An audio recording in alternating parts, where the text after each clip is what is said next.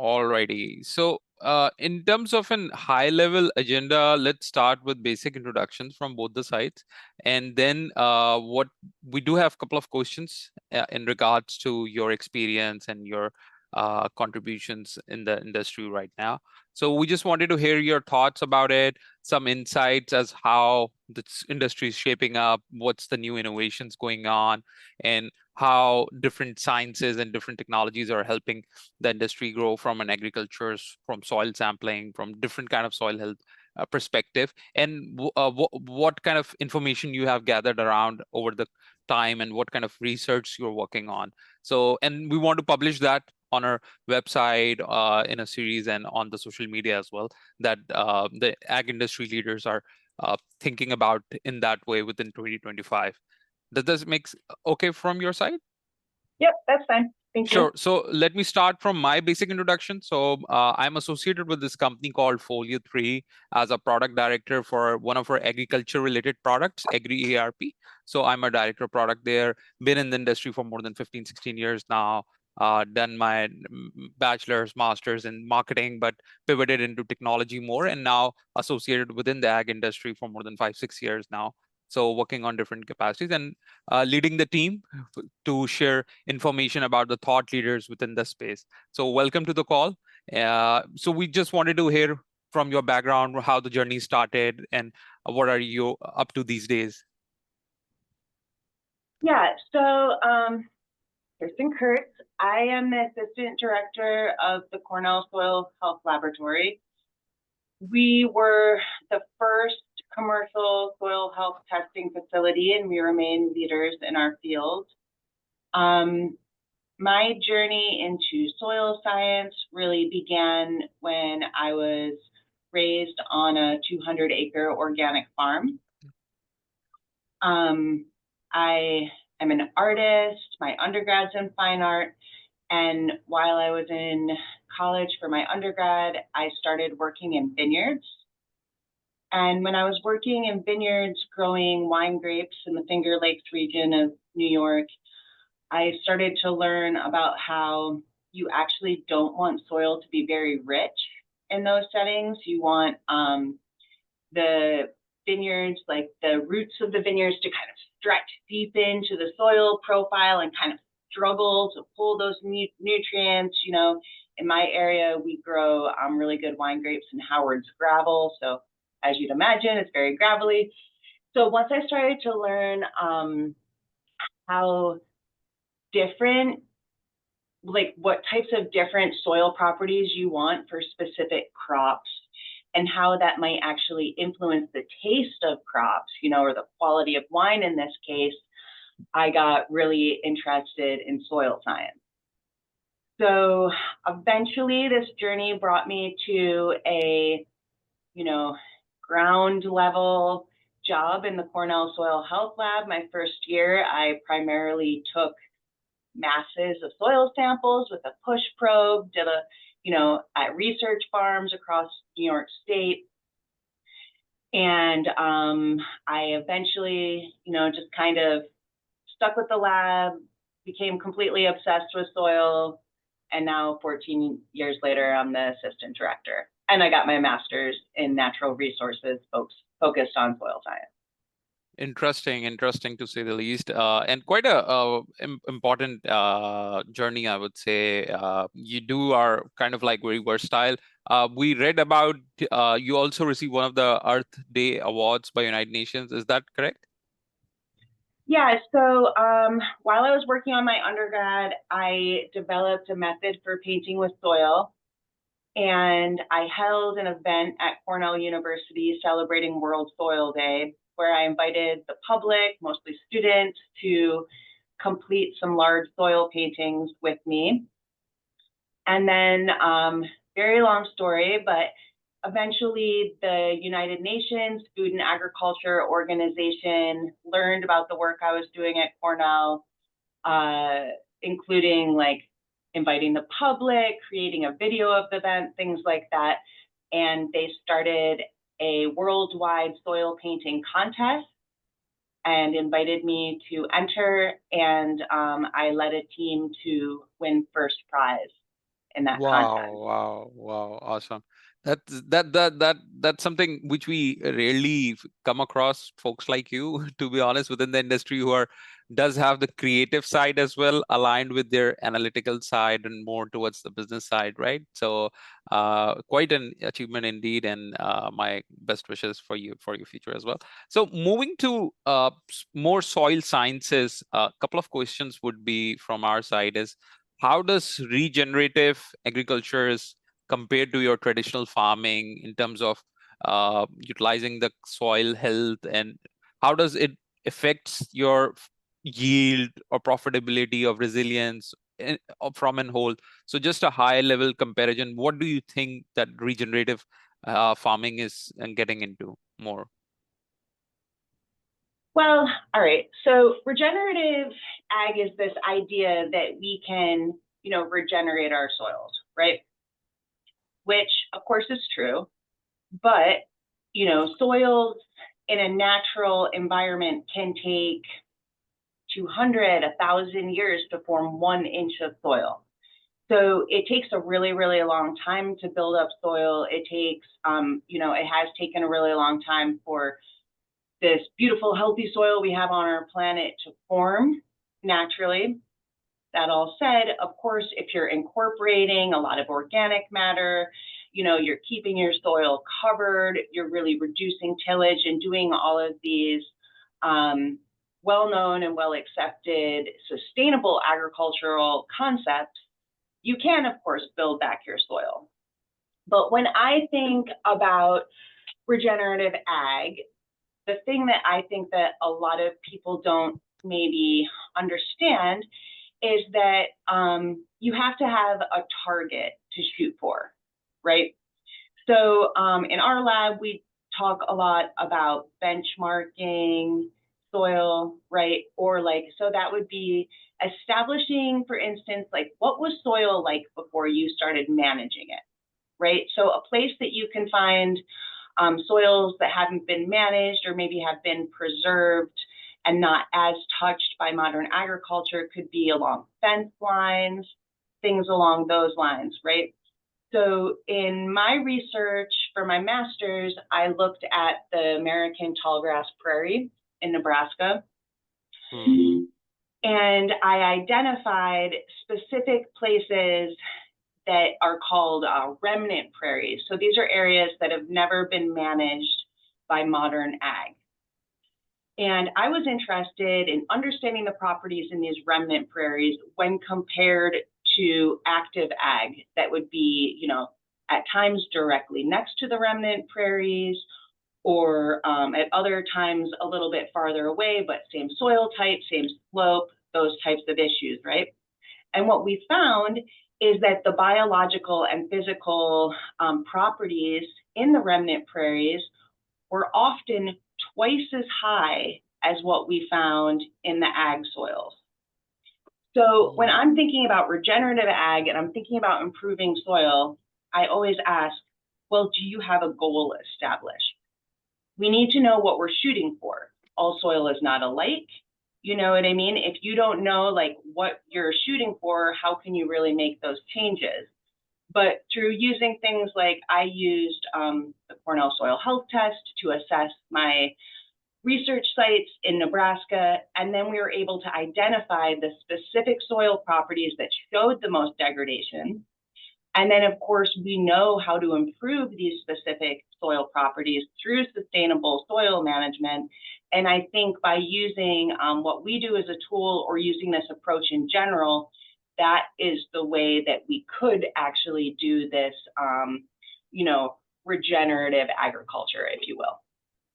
Okay, and by improving, are you focusing more on the restoration of soil? Because that's I don't want to say separate, but it's a significantly similar capabilities, but in a different package. So is soil restoration is kind of the primary improvements you guys do, or the techniques, or soil restoration is altogether restarting the dead soil or something which is not proving any yields?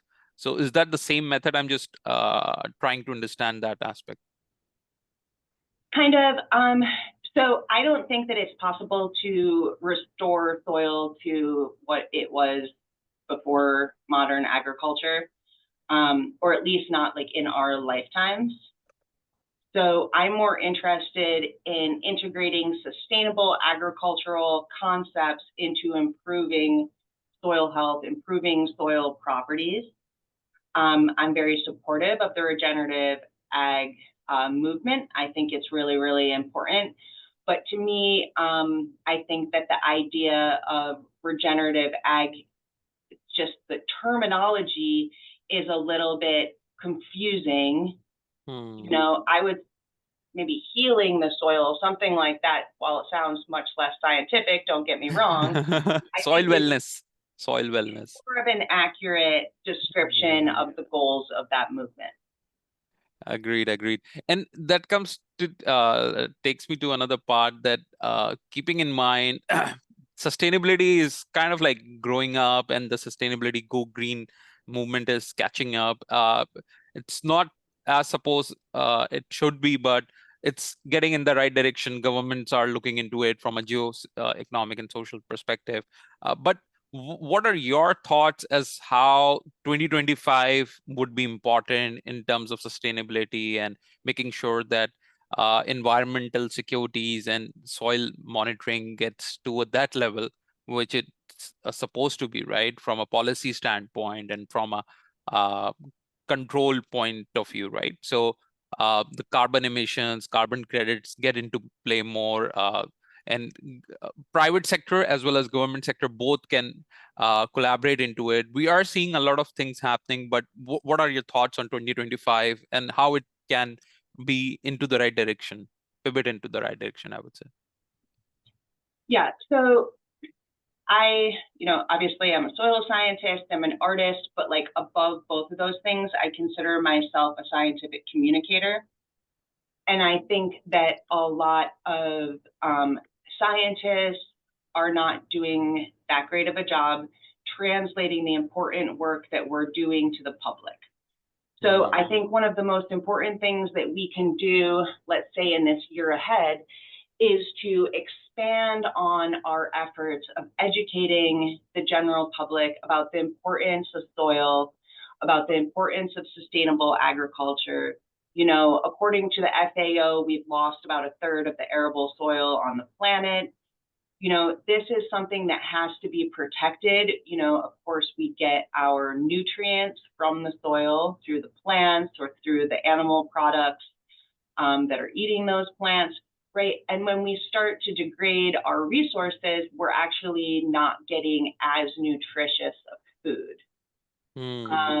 Also, like the Rodale Institute in Pennsylvania has done a lot of really good work in the last couple of years, showing that sustainable agriculture can actually have higher yields in addition to having more nutritious food, right? So to me, as a scientist, you know, you're a scientist, like the most important thing that we should be doing right now is helping the public to understand what we're doing, to help them be inspired to contact our policymakers around the world to invest more resources, more support into our farmers and into the scientific community so that we can ensure food security for our planet. Because of course, you know, over 95% of our food is grown in the soil. It is essential to our survival. No, absolutely agreed, 100% agreed on to this thought. And we need folks like you, and we are trying to create this kind of a program where we want to showcase the voice of thought leaders, share their opinions, and want to market as much as we can in our own capacity as a private entity, right? But trying to at least create some buzz around these important aspects, which we at times take for granted, at least the Mother Earth and the soil, we all do for granted, but it's inevitable for our future generations that we should do something at this point, which can help the Earth revive its originality, right? Now, coming to another phenomena, which is catching up, now coming to a bit on the farming side and the agriculture side. Precision agriculture is kind of like the last year's buzzword, I would say, from a farming and technology aspect. So it gain some momentum that, okay, precision agriculture is around there to help farmers monitor soil health more effectively, utilizing different IoTs, different sensors. What are your thoughts on precision agriculture from a up till now reach? And secondly, do you think it has fulfilled its said potential up till now?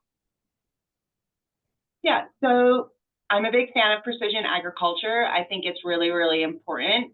You know, it's amazing, the technology and being able to make, you know, on-farm decisions, you know, with like planting rates, fertility rates, all of these things. I think it's really important. One thing that I will say is that I see carbon is incredibly important, right? We know this. Carbon is a very, very important part of soil science, but it's far from the most or only important thing in soil science. So a lot of the information or the companies that I've talked to about, like, let's say like soil probes, right, that are like looking at soil properties in like real time, they're looking at kind of like a fraction of the soil properties. They're not looking at everything. And like, we do need to understand carbon, but we also need to understand the microbial community in the soil. Like, what is it really doing? Like, not just the abundance, but the activity of the microbial community. And then also the soil physical properties, right? So I'm especially interested in aggregate stability.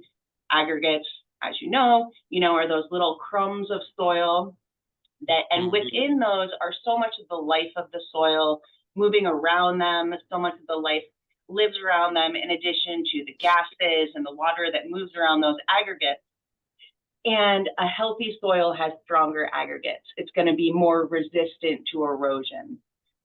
So I think that there's an opportunity for expanding what we're looking at with some of these like soil testing probes and things like that. And I also think that, there's a little bit of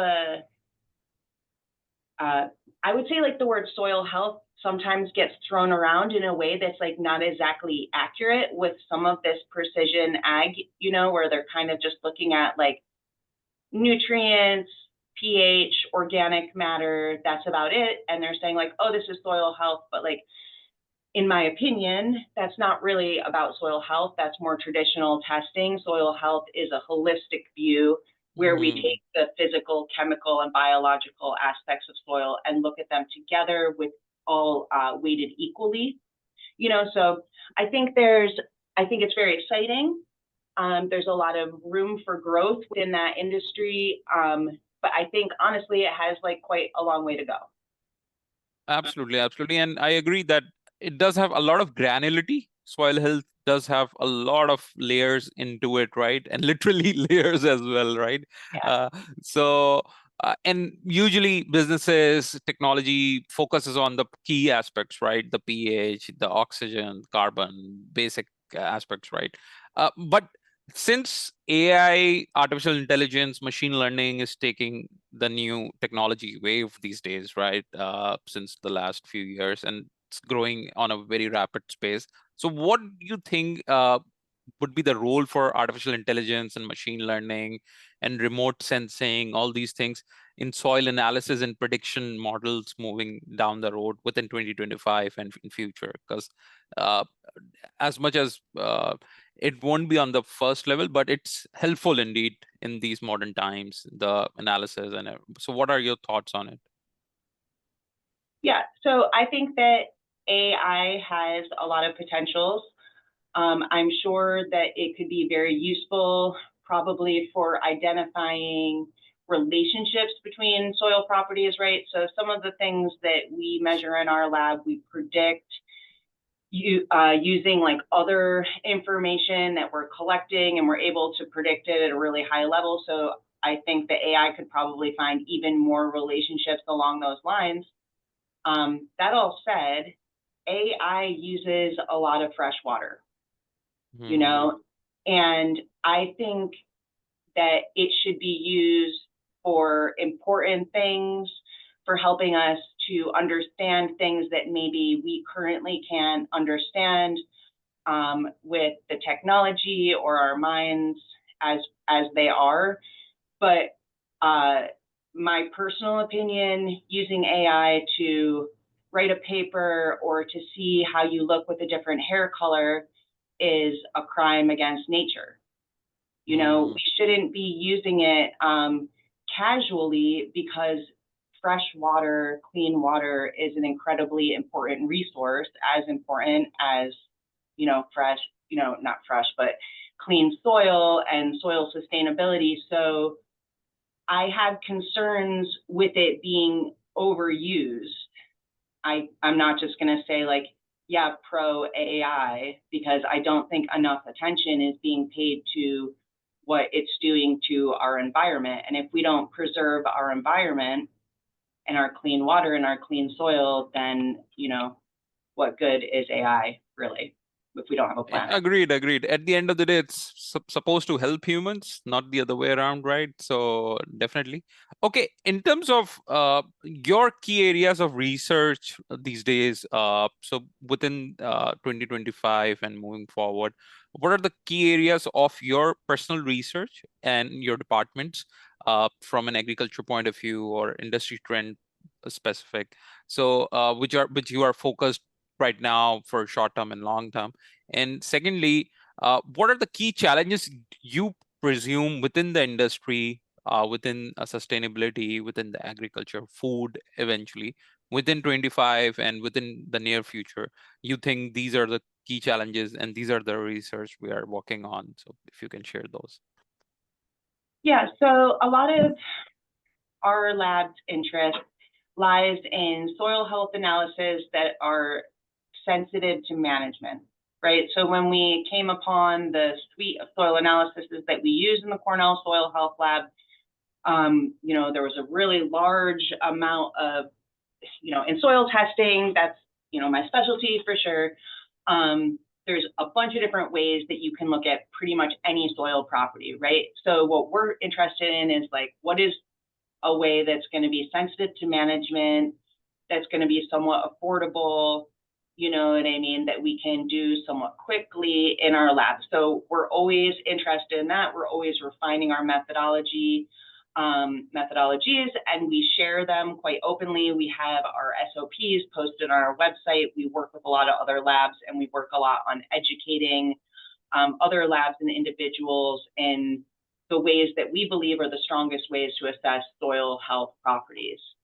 I think that in the future, we're going to be working a lot more on regional differences in soil health, crop-specific differences in soil health. So, you know, as of now, it's like we receive a sample, we compare it to our database of, you know, tens of thousands of soil samples we received from around the world, and we compare your results to all of the other samples we've gotten in our lab. In the future, I hope to say, okay, you are a Christmas tree farmer, an industry in New York State. This is where your results are falling in against other Christmas tree farmers, you know, or your corn soy rotation in the Midwest. This is how you fall in against those specific farms. And that's going to be able to give us, I think, help us to provide more important and relevant information that will take less interpretation from other experts. So a lot of our clients are huge not-for-profits. They are companies that are helping farmers to understand our results. And we're always interested in making that easier for our clients, easier for the farmers to understand the information that we're providing them. My personal work, as I mentioned earlier, looking at remnants, I'm very interested in using remnant soils to provide a target for soil remediation. That's the primary personal research that I work on. And then I'm always working on soil communication. You know, I'm doing, I write for Fine Gardening pretty regularly at this point. I'm really interested in taking complicated scientific knowledge and translating it for the American public, for the world, not just my work, but anyone's work. right? So like within my field, don't get me wrong, within ag, right? No. I get it. And it's thoughtful indeed. And at least you're putting your part into it. From a final thought perspective, and this is just a makeshift scenario, but if you could implement one major change to improve the global soil health, or even within the states, what would it be? Something I'm just thinking out loud, but one major change that could help the soil health globally, right? So what it would be? That is a very hard question because I'm so anti the like silver bullet, magic pill, idea. But if I had to say one thing, I would say it's really, really important to keep soil covered, right? So when we expose soil, when we leave soil bare, that's when it's the most vulnerable to various types of erosion and to degradation. So, and of course, it's kind of a trick answer because to leave your soil covered means like cover crops, it means companionship gardening, it means mulching, all of these things, but like if we can get people to think about not those bare fields that we're so used to seeing, and maybe that's what we actually think about when we think about soil and we think about ag, right? Is those exactly big fields in the in the American Midwest. Scenic beauty, right? Exactly, but it's so much better to just leave it covered, leave it protected. There's a lot of cool stuff going on with the roller crimper, for instance, where you have a cover crop and you roll it down and then open it up and plant right into that. If there was one change we could make, I think that probably has the best some verticals within the ag industry are working on this. They are working on the covered crops, the rotational sheds and everything. I'm not referring to the greenhouses, but row crops, but with rotational sheds and everything. But it's on a very high level, on a very early stage, I would say, very early stage. And it's interesting indeed. And I'm glad we caught up on this discussion. This is something which we can talk about for hours and hours, and it really connects what your thought process is and how much you care about everything. Lastly, I just want to give you a bit of an overview about ourselves as what we are doing in the ag tech. So we are primarily ag tech. We do agriculture technology. We've created a solution. Let me share my screen real quick so you can have a look at it. So just to give you an idea that what we do, and else we can have some closing comments onto it. So as I mentioned earlier, so we are a software company. We work in the ag industry a lot, right? Providing different kind of technology solutions all across within the Salinas, California to Arizona to Idaho, within southern areas like Texas and all that. So 1,000 folks kind of a company altogether. We were working with a lot of agriculture companies over the years. What we realized was a lack of a holistic solution, an integrated solution, right? And this is primarily from a farming entity or produce entity point of view, right? So we created a solution, utilized some existing technologies which were there, right, by Microsoft and all that. And we created a grow smarter with a single straightforward platform designed by farmers for the farmers to maximize profit. It couldn't be more salesy, I agree. So, but the idea was to give them a holistic view for their whole farm operations, their pack house operations, their assets, their financials, their supply chains, right?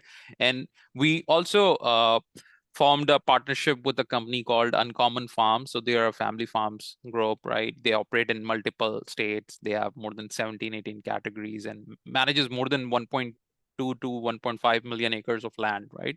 So they bring in the subject matter expertise. We brought our own scientists, our technology folks as well, and we produced this brilliant solution. We're working with different associations within the Western grower side, almond, California, Wisconsin, all of them, a lot of them. We do have a lot of clients into this product and solution. So all in all, we're working in different capacities within this solution. And what we thought was could be and agree to your point that we need to better communicate what we're doing right within the ag industry, and going more towards the environmentally safe, sustainable, and future proof kind of practices. And that's what we advocate as well, right? Being in this industry. So we thought it's better to get some knowledge base, some information from thought leaders like you who are actually working considerable work. We know you're doing a lot of research. Your department is focusing on a lot of research. So we thought it's better to connect with you, get some ideas, publish them, at least do our part, share that with the world, and see how it happens. So thank you a lot, Kirsten. Really appreciate whatever you shared today. It was very thoughtful, very interesting to say the least. Any questions before we can conclude? Any comments, any final thoughts? Yeah, I mean, I appreciate your questions. They're very good questions, you know, and I appreciate your thoughtfulness and what you're doing in this field. You know, I'm really big believer in collaboration. Mm-hmm. I really think that, you know, it's just as important as what we're doing to communicate, that we work together, that we're not, you know, competing with each other. We're helping, especially to like rise each other, you know, bring each other up. And, you know, you should feel free to stay in touch if you have questions around Sure. Absolutely. So as a next step, what we will do, our media team will share the publish interview for your review before publishing it, obviously. We will only utilize quote to quote information from this session. So it would be quote to quote, but obviously it would be in a better format and everything. And then we will share it with you for your approval, for your review, and then we will publish it on our website and on our social media platforms, right?